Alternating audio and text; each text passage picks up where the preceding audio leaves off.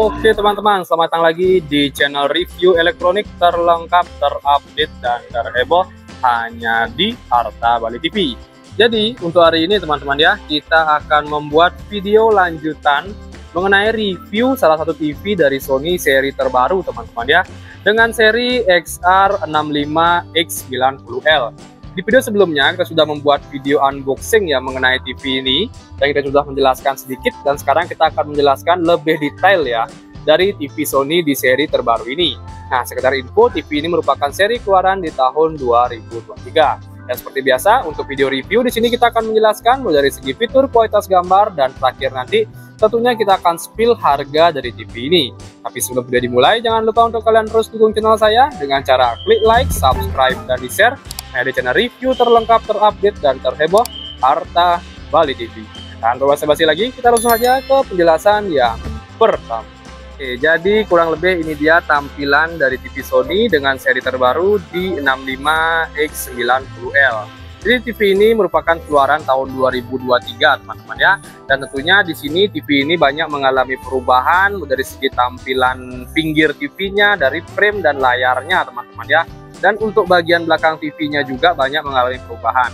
Di sini kita bisa lihat untuk layarnya sendiri dari Sony X90L ini tidak banyak mengalami perubahan.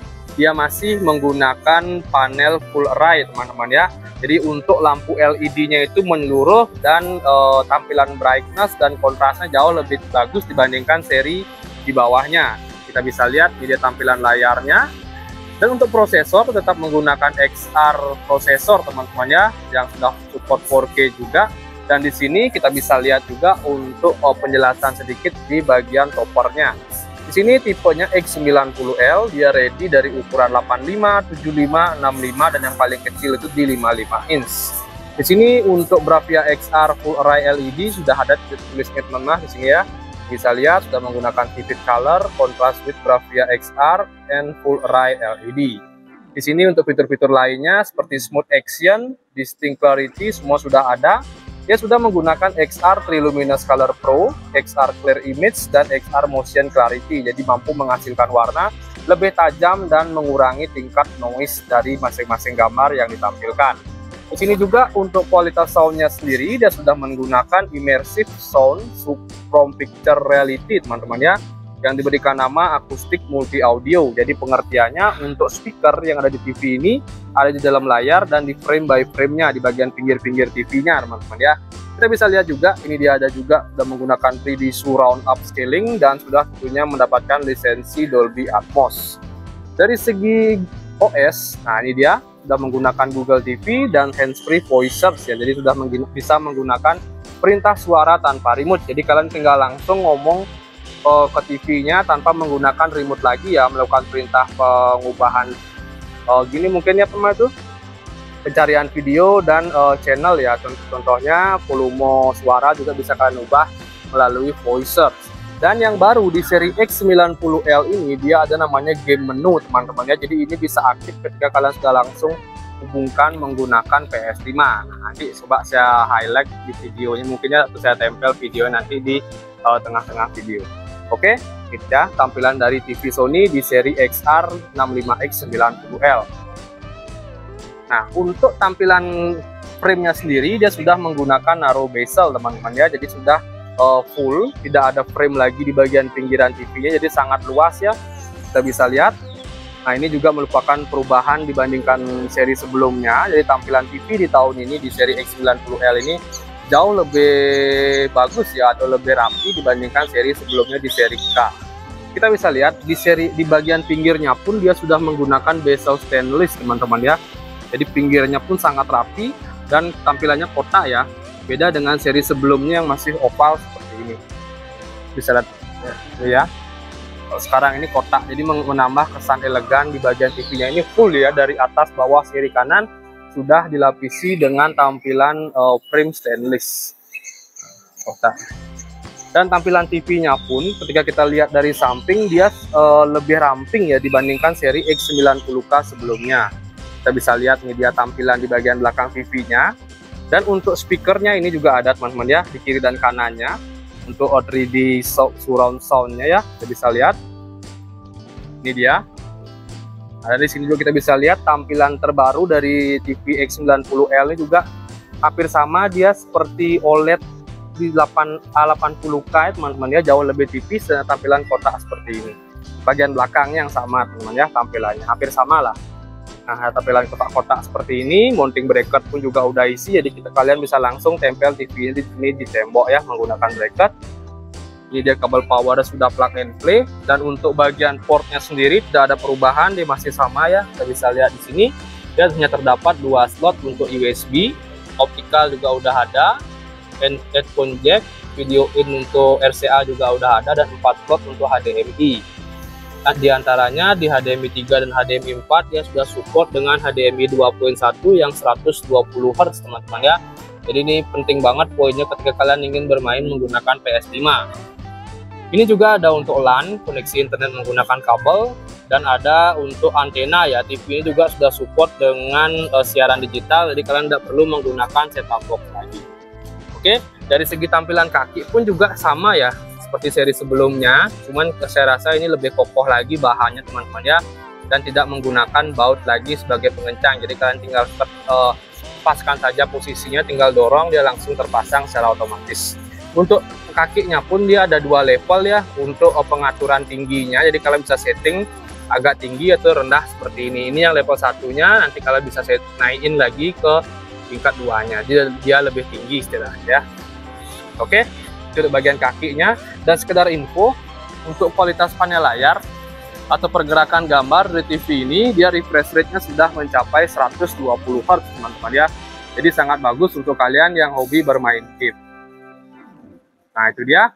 Dan sekarang kita lanjut ke tampilan remote-nya teman-teman ya. Oke, dari segi tampilan remote kurang lebih dia hampir sama ya, tidak mengalami perubahan seperti seri sebelumnya. Kita bisa lihat di sini di tampilan remote-nya seperti biasa, ada TV, ada settingan, ada input, nomor-nomor, kursor naik turun, dan home ya.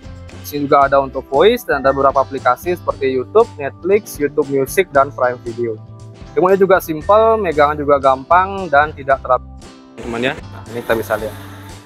Oke, sekarang kita lanjut ke penjelasan mengenai Google TV-nya atau tampilan menu dari TV-nya.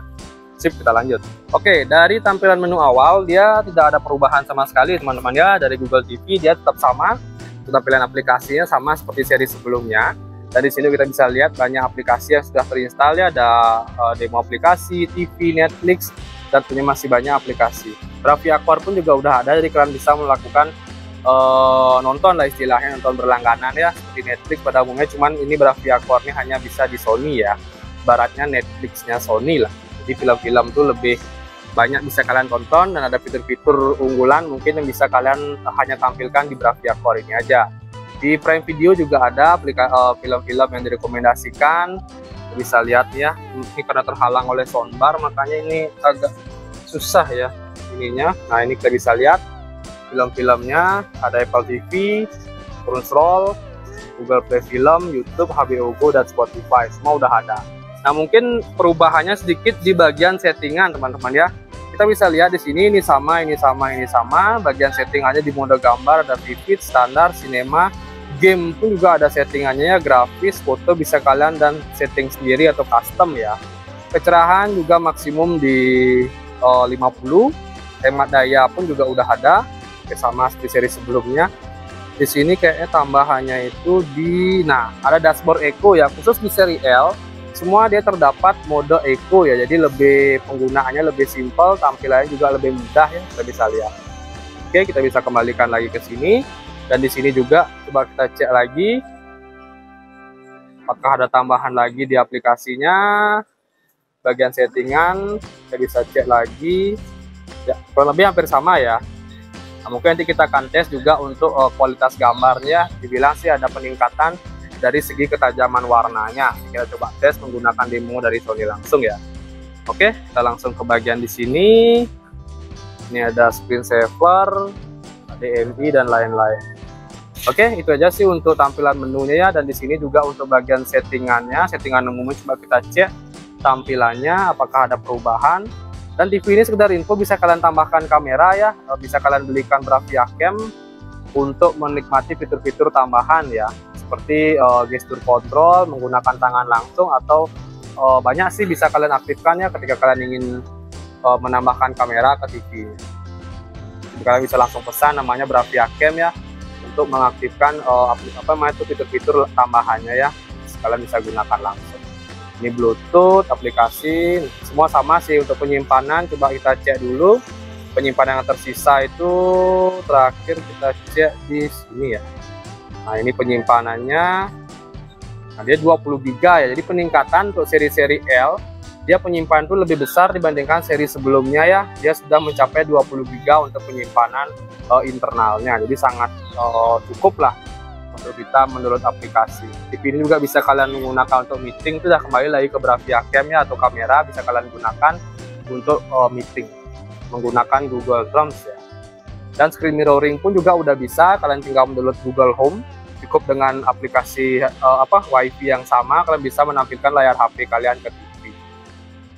Oke, jadi cukup banyak udah saya jelaskan. Sekarang kita lanjut ke pengetesan gambar. Itu langsung teman-teman ya, seperti apa kualitas gambar dan suara dari TV-nya. Sip, langsung saja kita mulai. Jadi kurang lebih seperti ini tampilan pilihan media dari Sony. Kita langsung coba gunakan demo terbaru dari Sony ya. Nih, kalian bisa dengarkan untuk kualitas suaranya. Kita menggunakan volume di 80 ya. Ini dia ya, untuk kualitas gambar dan suaranya. Bisa kalian dengarkan langsung.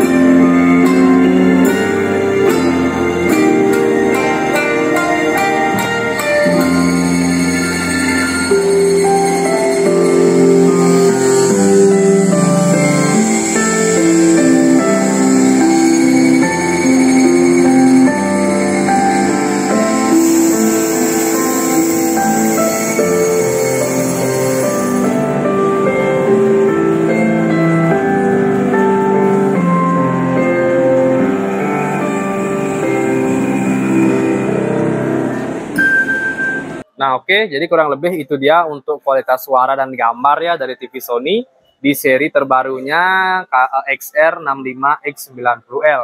Dan sekarang tentunya yang kalian tunggu-tunggu, saya akan spill untuk harganya ya. Jadi untuk spesial promo, karena TV ini baru launching, cashbacknya tidak terlalu banyak teman-teman ya. Harga itu di kisaran 19.999.000. Ya mungkin kalau kalian langsung ke toko, saya bisa beri potongan harga lagi teman-teman ya. Atau kalian bisa langsung klik di link Tokopedia di bawah. Jadi saya langsung istilahnya cantumin di bawah ya. Kalian bisa langsung klik dan bisa langsung tawar di kolom komentar. Oke, itu saya sih untuk review kita kali ini mengenai LED TV terbaru dari Sony dengan seri XR65X90L. Untuk kalian tentunya jangan lupa terus dukung channel saya teman-teman ya, dengan cara klik like, subscribe, dan di share hanya di channel review terlengkap, terupdate, dan terheboh Arta Bali TV. Sekian dari video saya ucapkan terima kasih.